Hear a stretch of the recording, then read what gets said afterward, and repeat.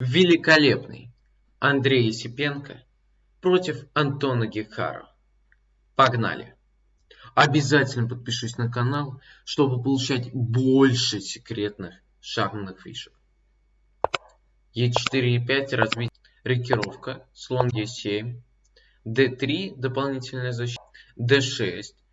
Явно готовится соперник развить слона, потому что тут ему делать слон H5. Ладьей ходит сюда. Затем нападение на слона, он хочет его разменять. Типичный ход у испанской партии. Тут он отходит. Ну и поэтому он надвинул пешку на c3, чтобы отойти сюда слоном. Движение пешек, кажется, что черные атакуют. Но сейчас вот прям он сжимается очень сильно для того, чтобы перевести свои фигуры. После того, как он перейдет коня сюда, сейчас посмотрим, что будет в партии. Он же заранее, соперник отходит, понимает, что ловить ему на Кровидовский конем нечего. Слон Б на d2. Ну, я как и говорил, он убирает слона, чтобы поставить коня сюда и разрывать позицию соперника. Конь на f1. d4. Мощнейший просто удар по центру. Ход g3. Слон g6. Ходит слоном сюда. Затем ладья на c8. Ответный ход ладьей. Не даем захватить полуоткрытую вертикаль. Тут сам компьютер подсказывает, что уже откровенно надо было брать пешку, но он пока что временит со взятием, а ходит ферзем на это поле. Ну, пассивнее. Ну, согласен с компьютером, лучше, конечно, было побить, чем ход ферзем, который пока что не совсем понятен, потому что если пусть расчистить, то ладья будет нападать на ферзя, и ферзю придется куда-то отходить. Так, слон на f8, то есть он уже освобождает пункт для ладьи. Ну и скорее всего он тоже как-то попытается слона перевести, наверное, вот так вот сделает. И потом поставит сюда, ну как-то уберет фигуры и поставит слона на g7.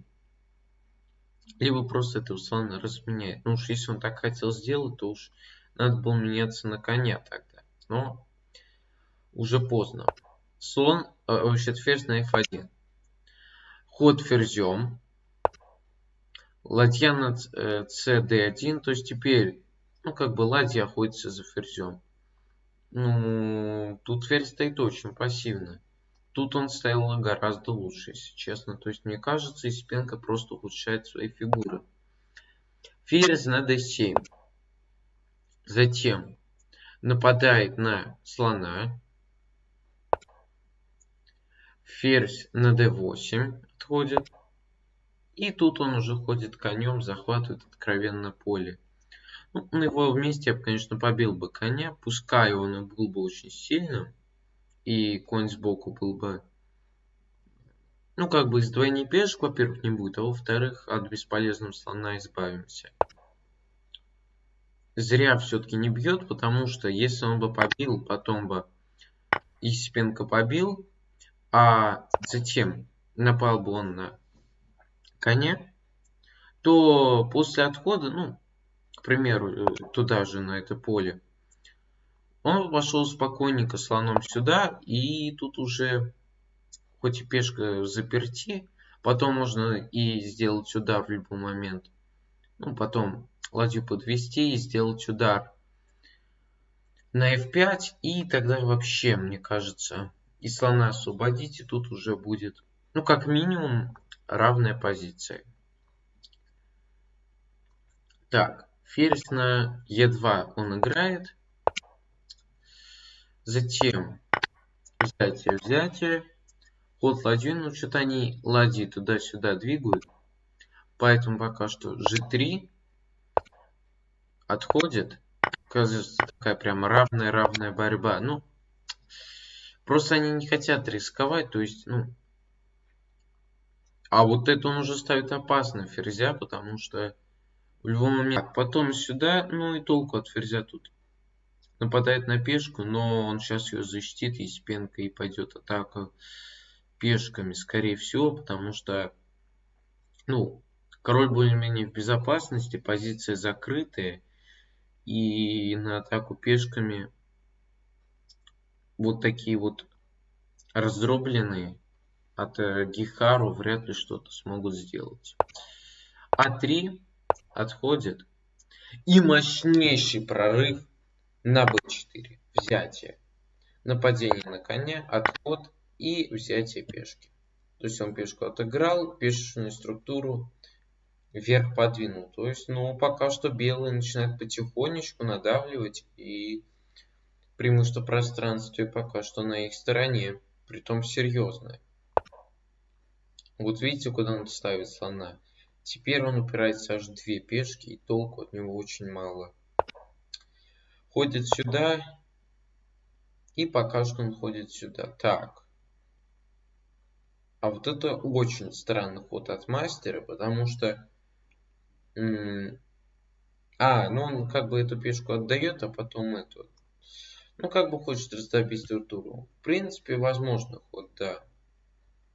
Кстати, хороший ход на самом деле. На самом деле хороший ход. С виду может показаться, что пешка отдается, да, но на самом деле нет. На взятие. Кстати, вот хороший ход опять-таки делает Есипенко. Очень точно, то есть он нападает на ферзя. И уже потом он просто пододвинет сюда ладью. Ну и будет интересно. Так, тут он просто берет пешку. И, кстати, выигрывает ее. Но вот эта пешка опять-таки слабенькая. Слон на d5. То есть он жертвует позицию за эту пешку. Ну хотя зря. Лучше бы побил. Нет, я не гонюсь за пешками. Просто эта пешка может быть проходной. Ну вот как-то он ладью сюда пододвинет Гихару. И начнет двигать просто пешку сюда. А так бы он просто взял бы эту пешку и не мучился. Плюс бы также он защищал эту пешку. А уже потом можно было как-то защитить эту пешку еще раз. Ну как-то вот так, ферзем, например. И уже потом вот сюда переставить слона. Но он решил сразу так сделать. Почему-то отказался от взятия лишней пешки. Ну пешка... Вот видите, уже у Есипенко график подскочил. Конь на d4. Взятие пешки, то есть он берет пешку чуть позже. Ну, так или иначе, понятно, что она бы долго тут не задержалась. А вот пешка у Есипенко достаточно перспективная. Тут он ходит сюда, взятие, ладья отходит. Ну, тут он опять-таки... ну под давлением, но если только жертвовать за вскрытие слона. Тут, скорее всего, черный пододвинут ладью и начнут двигать эту пешку. Но тут... Опять-таки есть свои контраргументы от белых. Ходит сюда, напрочь просто заблокировал движение пешки. Слон Е5. Затем ходит сюда, ну чуть промотаем, потому что... Так. Вот, уже поинтереснее стало, то есть уже битва проходных пешек. Ну опять-таки проходную пешку черные заблокировали, а эта пешка... Ну, кстати, ее тоже нужно ферзем блокировать, и уже тогда будет и равная позиция. Пока что он... да, нет смысла, потому что ладит сдвоенный. И из-за этого плохо будет тогда. Ну, не перспективно достаточно. Тут они могут поставить просто сюда ладью.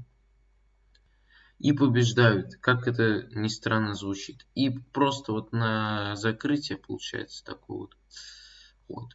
Они очень сильно вскрыли короля. Вот этот ход пешкой какой-то бесполезный. Он был ошибочный.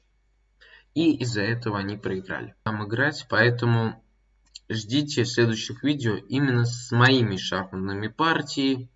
Так что пока, до скорых встреч.